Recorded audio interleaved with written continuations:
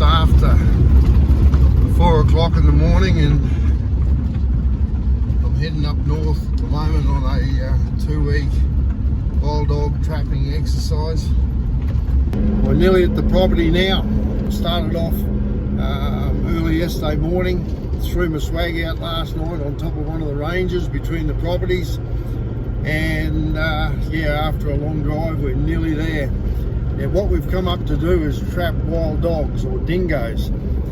Yeah, there's a lot of conjecture there. A lot of people think that they're a native animal, they should not be touched, that if they're left alone that they would just eat native wildlife, all this sort of hoo-ha.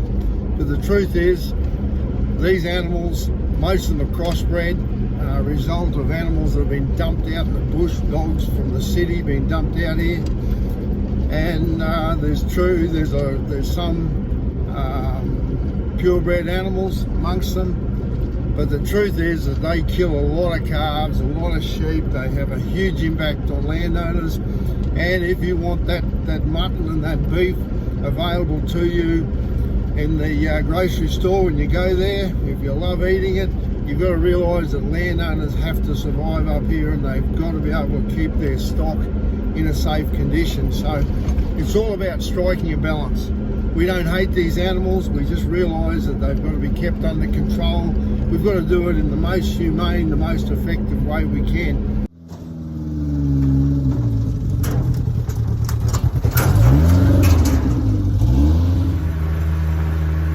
First place we'll start to look is up here around some of the water points, and we've got a lot of cattle in here, a lot of baby calves. So yeah, there'll be a few of those getting chewed up soon if we don't do something about this.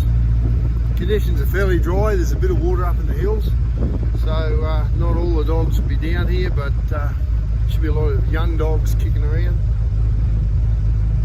But the biggest problem is trying to get your traps to stay active, to stay okay when you've got all these spectators around looking at you. Pull up here, I can look across in the dust here. We're a dog track coming through here, and that's fresh. Right. The trick will be finding a spot we can trap here that the cattle won't come along and just straight away swamp it and wreck it. This is going to be a little bit difficult, so we've got to try and bring the dog in to the trap and not the cattle, and be able to get the dog so he wants to come in when all this is going on, without having the cattle force their way in. There must be dogs coming along here to this water. It's pretty dry, big hills in the background, so be a good test. These cattle are just coming straight at us. So no matter where I put a trap, it's going to get wrecked. You've got to try every sneaky trick you can to get a trap set that'll hold. Yeah, trying to help you guys, not hurt you.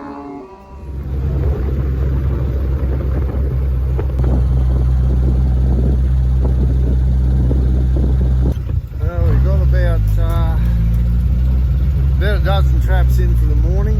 Not a lot of sign. Looks like about only 3 dogs, I reckon, that I've seen.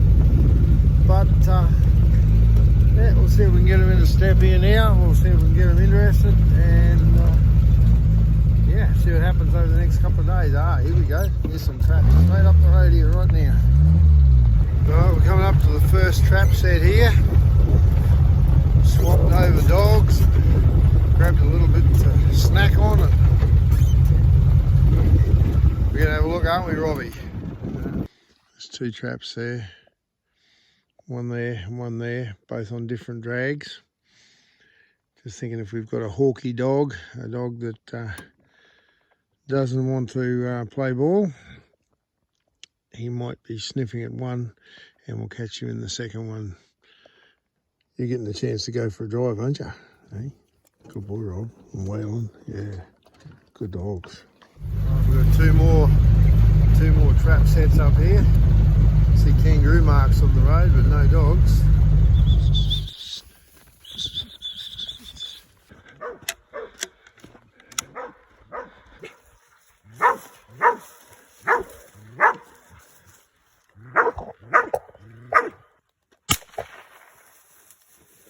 Good dog. Good dog. Off. Good dog. Off. Off. Off. Border Collies in action. 2 more pigs down with the 22. Good dogs. It's like a walk in the park, eh, Whalen? Okay, this is our second night of trapping. We've just come up on our first dog here, hind leg catch. So we'll shoot this guy, and that's a good start. Great start. A real crossbred dog, this one. I reckon, Robbie, he would eat you if you went over there. This dog has come in on this little calf. Yeah, multicoloured crossbred dog. Caught a back foot, this guy, which is interesting because I set that on the tree here. He's chewed that tree up. I thought it would have been a front paw catch on this trap, but he must have stepped over it and got him on the back foot. So big crossbred dog, multicoloured. From here we're only about probably 1.5 k's from a mining camp township, and there's all sorts of stuff kicking around here killing calves, so it's good to have this one out of the equation. And we're coming up onto our second last set for the day, and here's another dog. Righto, 2 for the day.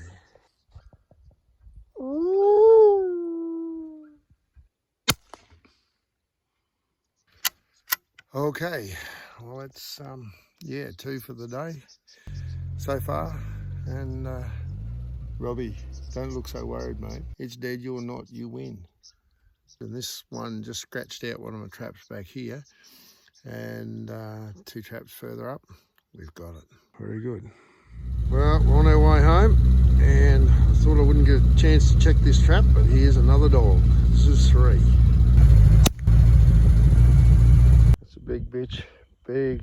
The 3 of them are all crossbreds. All got bits and pieces in them. Well, it's been a long day. We've got 33 traps in the ground, the dogs and me, and 3 dogs hanging on the bull bar. That's what we set out to do. We're set up ready for a big day tomorrow. We'll probably put another 15-20 traps in tomorrow in new country, and let's see what happens. But it's 2 nights trapping, 3 dogs.